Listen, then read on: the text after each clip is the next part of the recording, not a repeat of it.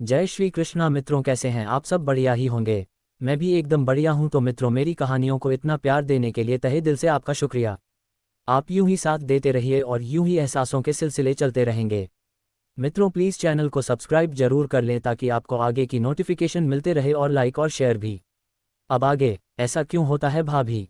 सोनम ने कहा तो मेघना ने भरी आंखों से उसे देखा। होता है सोनम, जब हमारा अजीज और बेहद करीब इंसान हमसे दूर होता है तब। और भगवान ना करें ऐसा किसी के साथ हो।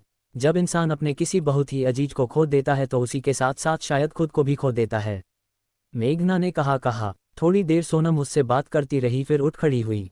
अच्छा भाभी, अब जाती हूँ, मेरी कोचिंग है, शाम को आकर आपसे मिलूंगी, सोनम ने कहा तो मेघना ने गर्दन हिला दी और सोनम फुदकती हुई नीचे चली गई। मिश्रा जी, खुद के दिल में इतना दर्द लिए बैठे हो और मेरी तकलीफ को कम करने की कोशिश कर रहे हो। मेघा के चेहरे पर फीकी मुस्कुराहट आई। उसने घड़ी की तरह देखा जो कि 5 बजा रही थी। 2-2.5 घंटे उसके सोनम के साथ अच्छे निकल गए थे। उसने उठकर किचन में देखा तो दाल चावल और नाश्ते के रखे सैंडविच अभी भी ढके हुए रखे थे। मेघना ने उन्हें उठाकर पॉलीथीन में डाला और टेरेस पर पीछे की तरफ नीचे देखा जहां पर कुछ गायें और उनके बछड़े खड़े थे। शायद सब लोग वहां पर बचा हुआ खाना रखते थे, उन्हें खाने के लिए आते थे। मेघना ने वह खाना वहां ऊपर से ही डाल दिया और गाय और उसका बछड़ा खाना खाने लगा। मेघना के चेहरे पर हल्की सी मुस्कान आई और वह किचन में आ चुपचाप शाम के खाने की तैयारी में लग गई। दाल चावल, आलू गोभी की सब्जी और चटनी बनाकर उसने डाइनिंग टेबल पर रख दी। आटा रेडी करके रख दिया और हाथ मुंह धोकर हॉल में आई तो देखा सौरभ ऑफिस से आ चुका है और अपना बैग रख ऐसी ऑन करके बस बैठता ही जा रहा है। थकान उसके चेहरे पर थी और माथे पर पसीने की बूंदें भी। मेघना ने उसे देखा तो वापस किचन में चली गई और जब लौटी तो उसके हाथ में एक ट्रे थी जिसमें एक गिलास पानी का था। उसने बिना कुछ सवाल जवाब किए, बिना कोई बात किए बस वह ट्रे सौरभ के आगे कर दी। सौरभ ने एक नज़र उसे देखा और गिलास उठाकर एक घूंट में पूरा पानी पी गया। थैंक्स मेघू, न जाने कितने दिनों बाद या शायद पहली बार मेरे घर लौटने पर बिना मांगे किसी ने पानी दिया है। मेघना खामोश रही। आज बहुत अजीब सा मौसम हो रहा है।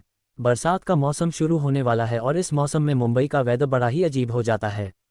बहुत ही ज़्यादा ह्यूमिडिटी हो रही है और अब बस बारिश शुरू हो जाएगी तो फिर रुकने का नाम नहीं लेगी, सौरभ बोला। मेघना ने अभी भी कोई जवाब नहीं दिया और उसका खाली गिलास लेकर किचन में चली गई।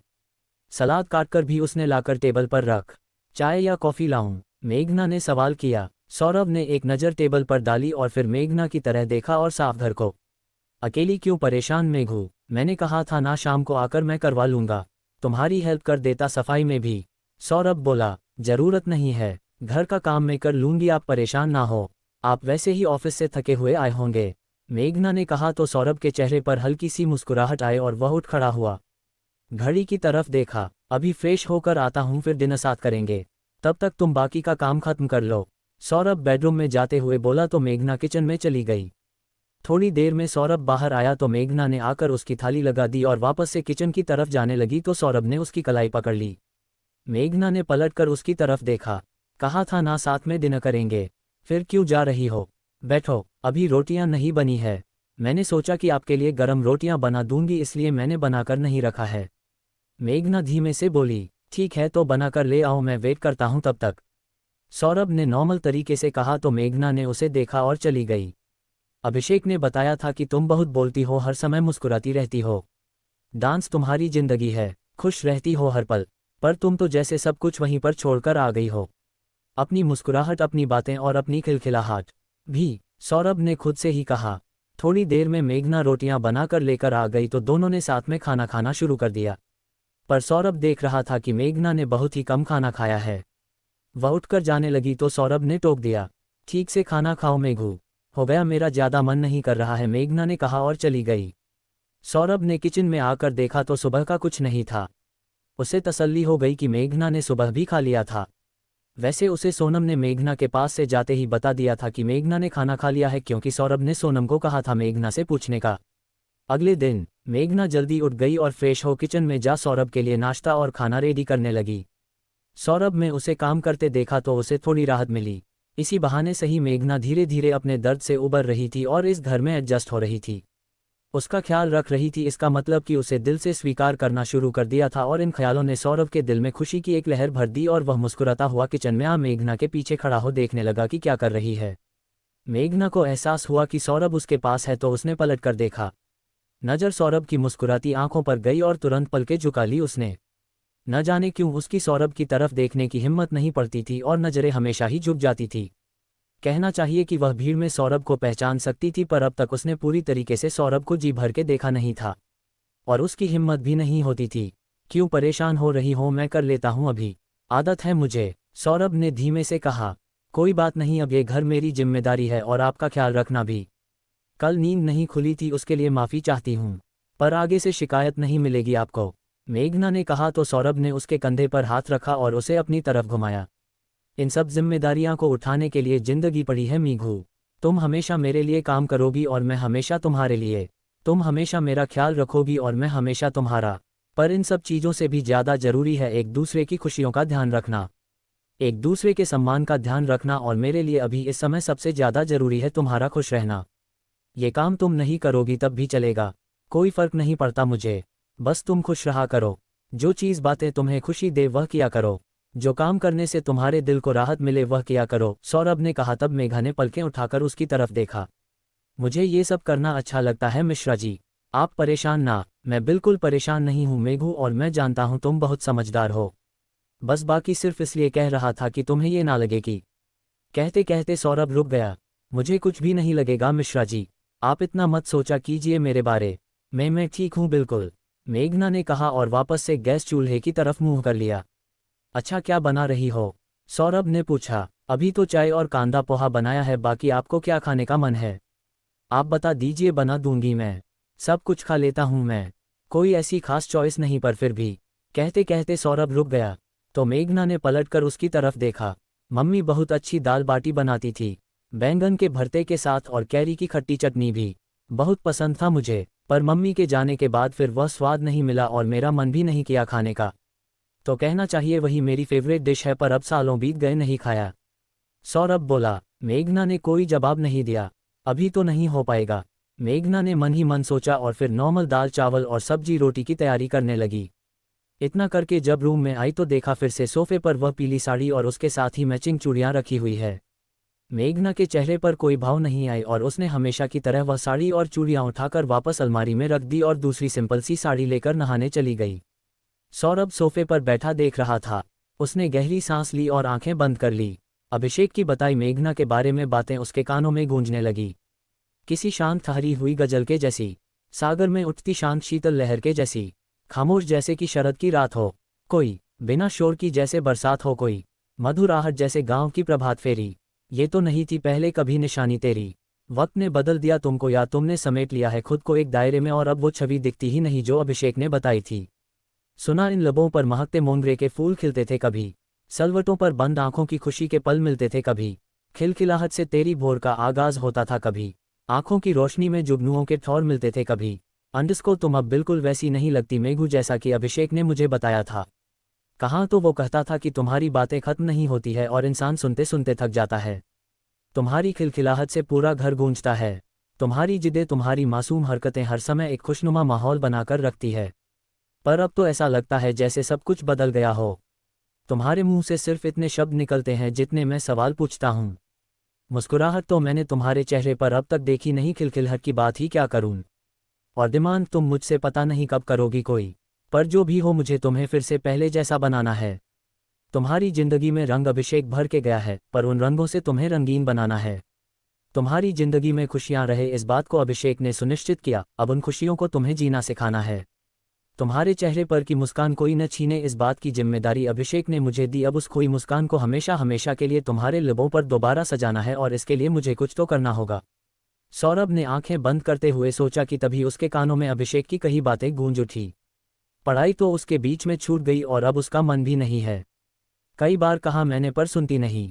मेघना को डांस का बहुत शौक है, सच कहूँ तो उसे डांस करते देखकर ही तो मैं अपना दिल हार गया था। बहुत अच्छा डांस करती है, डांस करती है। और सौरभ ने आंखें खोल दी, आंखों में चमक बढ़ गई थी और होठों पर मुस्कुराहट भी की। तभी मेघना बाथरूम से निकली, हल्की आसमानी रंग की शिफॉन की साड़ी पहने, और सौरभ की निगाहें उस पर ठहर गई। बेहद प्यारी और एकदम फ्रेश लग रही थी वह इस समय, और सौरभ के कदम उसकी तरफ बढ़ चले। इस बात से अनजान कि सौरभ अब उसकी तरफ आ रहा है, मेघना ने ड्रेसिंग के सामने खड़े होकर अपने बालों को टॉवल से आज़ाद किया और एक झटके से बाल पीछे किए कि तभी नजर आईने में अपने पीछे खड़े सौरभ पर गई और मेघना एकदम से और जल्दी से वहां से जाने लगी कि तभी सौरभ ने उसकी कलाई पकड़ ली। मेघना के कदम एकदम से रुक गए पर उसके मुंह से आवाज नहीं निकली। तभी सौरभ ने उसका हाथ पकड़ उसे अपने करीब किया तो मेघना ने आंखें बड़ी कर उसकी तरफ देखा। क्या हुआ, तैयार हुए बिना ही जा रही थी? कहा है ना मैं मौसी जी को अच्छा नहीं लगेगा अगर तुम ऐसे ही रहोगी तो।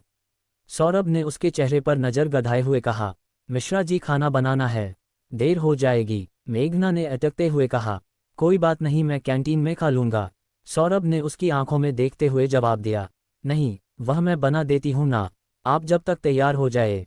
मेघना घबराते हुए बोली। तभी सौरभ को ख्याल है कि वह उसके बेहद करीब खड़ा है और जैसे ही उसे एहसास हुआ कि उसकी इस हरकत से मेघना असहज हो रही है वह एकदम से पीछे हट गया। सॉरी, मैंने इसलिए कहा कि अगर मौसी आ गई तो उन्हें अच्छा नहीं लगेगा, तुम इस तरीके से रहोगी तो। पहले रेडी हो जाओ, सिंदूर और बिंदी लगा लो, उसके बाद किचन में जाना। सौरभ ने कहा और एकदम से मेघना का हाथ छोड़ जल्दी से टॉवल लेकर बाथरूम में चला गया। उसके जाते ही मेघना ने राहत की सांस ली और अपनी तेज हुई धड़कनों को संभालने की कोशिश करने लगी। क्यों इतना घबरा रही हूँ? मेरे वो पति है तो करीब तो आएंगे ना, कब तक दूर भागूंगी उनसे? और मेरे भागने से होगा क्या, अगर उनकी मर्जी हुई तो? मेघना ने मन ही मन कहा और जल्दी से सिंदूर लगा किचन में चली गई ताकि फिर से सौरभ का सामना न करना पड़े। उधर सौरभ ने बाथरूम का दरवाजा बंद किया और दरवाजे से सट के गहरी सांस ली। क्या करने जा रहा था मैं? कैसे भूल जाता हूँ कि खुद ही मैंने कहा है कि उसे समय दूंगा। हाँ, ये सच है कि वह मेरी वाइफ है और यह कुछ गलत नहीं, पर अभी मेघू कंफर्टेबल नहीं है और सबसे जरूरी है मेरा उसे मेरे साथ कंफर्टेबल करना, उसे फिर से पहले की तरह खुश करना, उसे इतना फ्री करना कि वह अपने दिल की बात मुझसे कह सके। अगर इस समय मैं उसे नहीं समझा तो वह कभी मेरे सामने खुल नहीं पाएगी। वह इस रिश्ते को स्वीकार कर लेगी पर मुझे कभी प्यार नहीं कर पाएगी। नहीं, मैं कोई भी गलती नहीं कर सकता, मैं कोई भी ऐसी हरकत नहीं कर सकता जो मेघना को तकलीफ दे, बिल्कुल भी नहीं। सौरभ ने खुद से ही कहा और फिर शॉवर ऑन कर उसके नीचे खड़ा हो गया। जब तक वह रेडी होकर हॉल में आया तब तक मेघना ने नाश्ता टेबल पर लगा दिया था और उसका लंच बॉक्स पैक कर दिया था। बैठो, तुम भी खाओ मेरे साथ, सौरभ ने कहा तो मेघना बैठ गई पर उसने ज्यादा कुछ खाया नहीं। क्या हुआ, तुमने तो कुछ खाया ही नहीं? सौरभ ने पूछा। वह थोड़ी देर में खा लूंगी, अभी मन नहीं कर रहा, भूख भी नहीं है। अभी चाय पी है मैंने, मेघना ने कहा। ठीक है पर खा लेना, समझी? सौरभ बोला और अपना बैग लेकर जाने लगा। फिर पलटकर मेघना की तरफ देखा जो कि खामोश खड़ी उसे ही देख रही थी। सौरभ उसके पास आया और उसके गाल से हाथ लगाया। मेघना ने उसकी तरफ देखा। शाम को रेडी रहना, कहीं घूमने चलेंगे, जल्दी आने की कोशिश करूंगा। मेघना बस उसे देखती रही, कोई जवाब नहीं दिया। सौरभ ने झुककर उसके माथे पर हौले से किस किया और फिर उसकी आंखों में देखा जहां अभी कोई भाव नहीं था। सौरभ हल्का सा मुस्कुराया और फिर तुरंत निकल गया। मेघना ने दरवाजा बंद किया और बाकी का काम समेटने लगी। काम खत्म करके बैठी थी और सोचा कि नाश्ता करें पर फिर से खाने का मन नहीं हुआ और नाश्ता वैसे ही छोड़ अपना हैंडबैग ले वह मार्केट निकल गई कुछ सामान लेने के लिए। मार्केट में वह सब्जियां खरीद रही थी क्योंकि उसे शाम को सौरभ के लिए दाल बाटी, बैगन का भरता और कैरी की चटनी बनानी थी जो कि सौरभ ने आज पहली बार अपनी पसंद बताई थी। और एक अच्छी गृहिणी होने के नाते मेघना जानती थी कि अब उसे सौरभ का ध्यान रखना चाहिए। और वैसे भी सौरभ का ये कहना कि अब तो स्वाद भी याद नहीं, उसकी माँ बनाया करती थी, मेघना को कहीं अंदर तक छू गया था।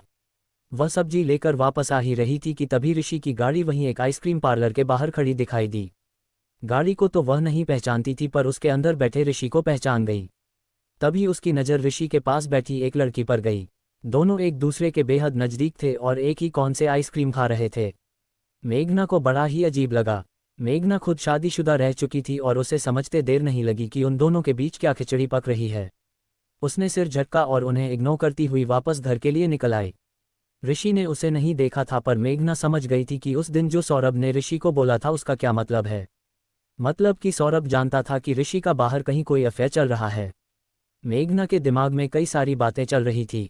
घर का मुख्य दरवाजा खोला कि तभी बड़ी माँ और रश्मि पर नजर पड़ी जो कि वही कुर्सी डालकर बैठी थी। कहाँ से आ रही हो बहुरानी? बड़ी माँ बोली। प्रणाम बड़ी माँ, वह सब्जियां लेने जाना था वही लेने गई थी, मेघना ने कहा। अभी ब्याह हुए 4 दिन हुए नहीं आए और अकेले मार्केट घूमने लगी। क्या ऐसे ही रहती थी अपनी पुरानी ससुराल में? ना किसी को पूछना, ना किसी को बताना, ना किसी को साथ लेना, कुछ नहीं तो कम से कम सोनम के आने तक ही रुक जाती। उसके साथ चली जाती। यह अकेले घूमना तुम्हारे मायके और पुराने ससुराल में चलता होगा, यहाँ लिहाज से रहना होगा। बड़ी माँ बोली। मेघना ने कोई जवाब नहीं दिया और सीढ़ियों की तरह बने लगी। ये भी नहीं सिखाया क्या तुम्हारी माँ और पुरानी सास ने कि बड़े बुजुर्गों का सम्मान करना चाहिए? अपनी पुरानी सास को भी इसी तरीके से अनसुना अनदेखा करके जाती थी। बड़ी माँ बोली तो मेघना ने पलटकर उन्हें देखा और हल्का सा मुस्कुराकर उनके पास आए। नहीं बड़ी में नहीं तो मेरी मम्मी ने, और ना ही अभिषेक की मम्मी ने मुझे ऐसा कुछ सिखाया है। हाँ, पर वो लोग कभी इस तरह की बातें करते ही नहीं थे कि मुझे उन्हें इग्नोर करना पड़े। दोनों घरों में मैंने यही सीखा कि अपनी इज्जत अपने हाथ में होती है। अगर आप किसी का सम्मान करना चाहते हैं तो उसे सम्मान देना होता है। रिश्ते का ओहदा बड़ा हो या छोटा हो महत्व नहीं रखता, महत्व रखता है आपका व्यवहार। आपका व्यवहार ही आपके बड़प्पन को दिखाता है और आपका व्यवहार ही आपकी निम्न सोच को। और इंसान जैसा व्यवहार करता है बदले में उसको वैसा ही प्रतिफल मिलता है। बड़ी माँ की आंखें बड़ी हो गई। अगर मेरी बात बुरी लगी हो तो क्षमा चाहूंगी। बाकी पहले दिन आप ही ने कहा था कि अब बहुत हो गया साथ का। सब अपना अपना देखें, अपना अपना संभाले। तो मैं अपना और अपने पति का देख रही हूँ। मेरे पति को इस बात से कोई आपत्ति नहीं कि मैं मार्केट जाकर सब्जियां ला रही हूँ या किराना ला रही हूँ, तो बाकी मुझे नहीं लगता किसी और को आपत्ति होनी चाहिए। मेरे पति की का दाल बाटी और कैरी की चटनी खाने का मन था, जो कि उन्होंने सालों से नहीं खाया, तो बस वही लेने गई थी। और मुझे नहीं लगता इसके लिए मुझे किसी से पूछने की, किसी से इजाज़त लेने की या किसी की उंगली पकड़कर जाने की ज़रूरत है। मेघना ने कहा और मुस्कुराकर सीढ़ियों की तरफ चल दी। बड़ी माँ तिलमिला कर रह गई। जब दूसरे ब्याह से आई है तब ये नखरे, अगर पहली शादी होती तो न जाने क्या ही करती। रश्मि बोली तो मेघना ने मुस्करा के उसे देखा। रश्मि ने बोल तो दिया पर उसकी आंखें फटी की फटी रह गई थी मेघना का बड़ी माँ को जवाब सुनकर। मेघना ने वापस से पलटकर रश्मि की तरफ देखा और उसके पास आकर उसके कंधे पर हाथ रखा। मैं पहली ब्याह से आई हूँ या दूसरे से कोई फर्क नहीं। जरूरी है रिश्तों में विश्वास, जो कि मेरे और मिश्रा जी के बीच बन रहा है। बाकी भाभी आप बड़ी है, समझदार हैं। आपसे बस इतना ही कहना चाहूंगी कि किसी और की जिंदगी में झांकने से और टिप्पणी करने से बेहतर है इंसान अपनी जिंदगी पर ध्यान दे, वरना रिश्ते कब फिसल जाते हैं पता नहीं चलता। मतलब? रश्मि ने कहा। आपका 8वां महीना चल रहा है न भाभी? तो खुश रहिए, शांत रहिए, पॉजिटिव सोचिए और हाँ भैया को आपके पास रहने बोलिए। बच्चे के लिए अच्छा होगा। मेघना बोली और सीढ़ियां चढ़ अपने पोर्शन में चली गई। रश्मि उसकी बात का मतलब समझ नहीं पाए और सिर झटक अंदर कमरे में आ गई। शाम को जब सौरभ ने घर में कदम रखा तो चेहरे की मुस्कान बड़ी हो गई। पूरा घर दाल बाटी की खुशबू से महक रहा था। मेघू, सौरभ ने बैग सोफे पर रख आवाज लगाए। अगले ही पल पानी का गिलास थामे मेघना रसोई से बाहर आए और उसकी तरफ गिलास बढ़ाया। थैंक्स। सौरभ ने पानी पिया और गिलास वापस मेघना को दिया तो मेघना वापस जाने लगी। मेघू बैठो न मेरे पास, तुमसे कुछ बात करनी है, सौरभ ने कहा तो मेघना खामोशी से उसके पास सोफे पर बैठ गई। सौरभ ने उसका हाथ थामा और एक एनवेलप उसके हाथ रख दिया। मेघना ने नासमझी से उसकी तरफ देखा। तुम बहुत शुभ हो मेरे लिए। इस प्रमोशन के लिए बहुत दिन से मेहनत कर रहा था और तुम्हारे शुभ कदम मेरे जीवन में पड़े और प्रमोशन मिल गया। बहुत लकी हूं मैं जो तुम मेरी वाइफ हो। आपको सच में ऐसा लगता है मिश्रा जी? लगता नहीं, ऐसा ही है मेघू। सौरभ ने उसकी आंखों में झांका तो मेघना ने पलकें झुका ली। खाना रेडी है, आप फ्रेश हो जाइए, मैं लगाती हूँ, मेघना बोली और किचन में जाने लगी। मेघू प्लीज मेरे कपड़े निकाल दोगी? सौरभ ने कहा तो मेघना ने नासमझी से उसे देखा। कहा था न शाम को घूमने जाएंगे तो तुम अपनी चॉइस का कुछ निकाल दो। सौरभ ने कहा तो मेघना चुपचाप रूम में चली गई और एक जीन्स और टी शर्ट निकाल के रखी और वापस किचन में चली गई। सौरभ फ्रेश होकर हॉल में आया तब तक मेघना ने खाना लगा दिया था। सौरभ ने पहला निवाला मुंह में रखा और एक सुकून उतर आया चेहरे के साथ साथ दिल में भी। बहुत टेस्टी है मेघू, तुम भी खाओ ना, सौरभ बोला तो मेघना उसका मन रखने बैठ गई पर भूख नहीं थी उसे। थैंक्स मेघू। दिन के बाद सौरभ बोला तो मेघना ने उसकी तरफ देखा पर कोई जवाब नहीं दिया और बर्तन समेटने लगी कि सौरभ ने उसका हाथ पकड़ लिया। ये सब छोड़ो, जल्दी से रेडी हो जाओ, बीच पर चलते हैं, फिर कल से 10 दिन तक बहुत बिजी रहूंगा। प्रमोशन के साथ एक ट्रेनिंग भी होगी, पर हाँ ट्रेनिंग के बाद सिंगापुर का हॉलीडे। सौरभ ने कहा तो मेघना ने उसे देखा और वापस नजर झुका ली। हनीमून पैकेज ऑफर किया है कंपनी ने, चलोगी न मेरे साथ? सौरभ बोला पर मेघना ने कोई जवाब नहीं दिया और खामोशी से कमरे में चली गई। थोड़ी देर में वो पिंक सूट में तैयार हो बाहर आई तो सौरभ उठकर उसके पास आ गया। बहुत प्यारी लग रही हो, बेहद खूबसूरत, बस ये बाल खुले छोड़ो ना, सांस लेने दो खुलकर इन्हें, बंधन तो किसी को बर्दाश्त नहीं होता ना मेघू। सौरभ ने उसके बालों से रबर बैंड निकाल दिया और सिल्की सुनहरे बाल पीठ पर बिखर गए। चलें, सौरभ ने कहा तो मेघना ने गर्दन हिला दी और अगले ही पल सौरभ ने उसकी हथेली थाम ली और बाहर निकल गया। बाइक से चले, जो आपको सही लगे, और तुम्हारी मर्जी, सौरभ ने कहा तो मेघना ने उसकी तरफ देखा। बाइक ही ठीक रहेगी, इस समय ट्रैफिक होगा ज़्यादा, मेघना बोली तो सौरभ ने बाइक निकाली और उसे बैठने का इशारा किया। मेघना उसके पीछे बैठी और सौरभ के कंधे पर हाथ रख लिया और सौरभ ने मुस्कुरा के बाइक आगे बढ़ा दी। थोड़ी देर में वो बीच पर आ गए। दूर तक फैला समुद्र इस रात के समय बेहद खूबसूरत लग रहा था। कई जोड़े एक दूजे का हाथ थामे घूम रहे थे तो कुछ बच्चे अपने पेरेंट्स के साथ खेल रहे थे। सौरभ ने मेघना का हाथ थामा और वहीं रेत पर चलने लगा। क्रमशः डॉक्टर शैलजा श्रीवास्तव,